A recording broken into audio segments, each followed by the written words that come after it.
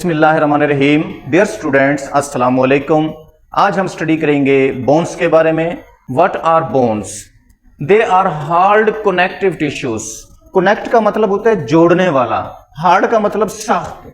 तो bones hard connective tissues हैं। ये पूरे बॉडी पार्ट्स के अंदर एक कनेक्टिव टिश्यू बना हुआ है और हार्ड है। इसके फंक्शंस देखते हैं। Bones help in movement. Bones हमें हरकत में मदद देती हैं। Bones support our body parts. Bones हमारे तमाम बॉडी पार्ट्स को सपोर्ट कर रही होती हैं, सहारा दे रही होती हैं। Bones protect our body parts. Bones हमारे तमाम बॉडी पार्ट्स को प्रोटेक्ट भी कर रही होती हैं। लिवर है, हार्ट है, लंग्स हैं, तमाम को प्रोटेक्ट कर रही होती है। Bones produce red blood cells. Bones not only help in movement, support, protection, it also produce red blood cells. Bones का ये सबसे मेजर काम है कि वो रेड ब्लड सेल प्रोड्यूस कर रही है। बोन्स व्हाइट ब्लड सेल्स भी प्रोड्यूस करती हैं। They also store minerals. इसके अंदर बोन्स में ये सलाहियत है कि वो अपने अंदर मिनरल्स को भी स्टोर कर लेती हैं।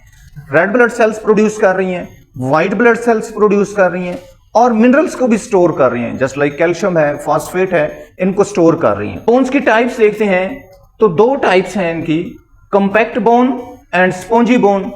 अब कंपैक्ट बोन कौन सी है? बोन्स की टाइप्स देखते हैं बेटा। अब ये हमारे पास बोन्स है, हैंड बोन्स। अब आप इसमें देखते हैं रेडियस और अल्ला है ये, और आप ये देख रहे हैं कि ये जो है, जो बाहर वाला हिस्सा है, इंतहाई सख्त है, इंतहाई सख्त है, हार्ड है।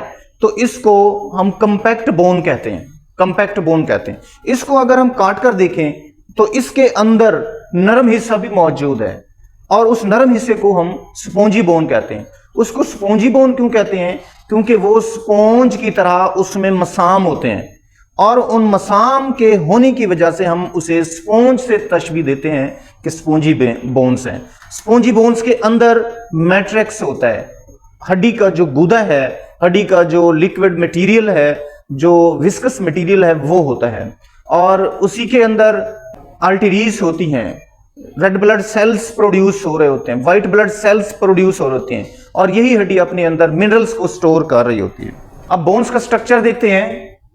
बोन्स में कोलेजन फाइबर्स होते हैं। बोन्स के मैट्रिक्स में जिस तरह से कार्टिलेज के मैट्रिक्स में कोलेजन फाइबर्स थे, इसी तरह बोन्स के मैट्रिक्स में भी कोलेजन फाइबर्स होते हैं।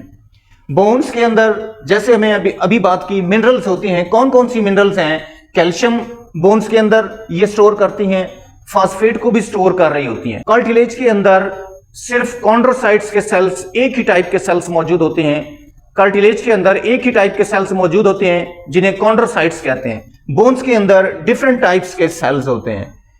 बोन्स के मैच्योर सेल्स को ऑस्टियोसाइट्स कहते हैं। कार्टिलेज में आपने पढ़ा, कार्टिलेज के जो मैच्योर सेल्स हैं उनको कॉन्ड्रोसाइट्स कहते हैं। यहां पर आप देखें कि ये एक बोन्स का स्ट्रक्चर है। जो सबसे बाहर वाला हिस्सा है कंपैक्ट बोन, हार्ड होता है, जैसे मैंने अभी आपको दिखाया।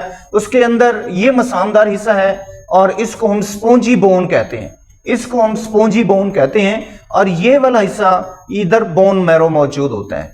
बोन, उसको हड्डी का गुदा भी कहते हैं, हड्डी का गुदा भी कहते हैं उसको, वो इधर स्टोर होता है।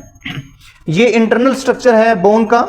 इसमें आप देख रहे हैं कि ये बोन का सारा मैट्रिक्स, बोन के सेल्स डिफरेंट टाइप्स के मौजूद, और उनके दरमियान में बोन मैट्रिक्स मौजूद है, और ये कुछ ऑस्टियोसाइट्स के सेल्स भी मौजूद हैं। इसके अलावा ब्लड वेसल्स भी जा रही हैं। ये इंटरनल स्ट्रक्चर है बोन्स का। यहाँ पर ये ब्लड वेसल्स हैं जो रेड लाइन से दिखाई जा रही हैं, और ये जो है ऑस्टियोसाइट के सेल्स हैं, और इसी तरह से ये सारा मैट्रिक्स इसके अंदर पड़ा हुआ है। ये बोन्स का इंटरनल स्ट्रक्चर था।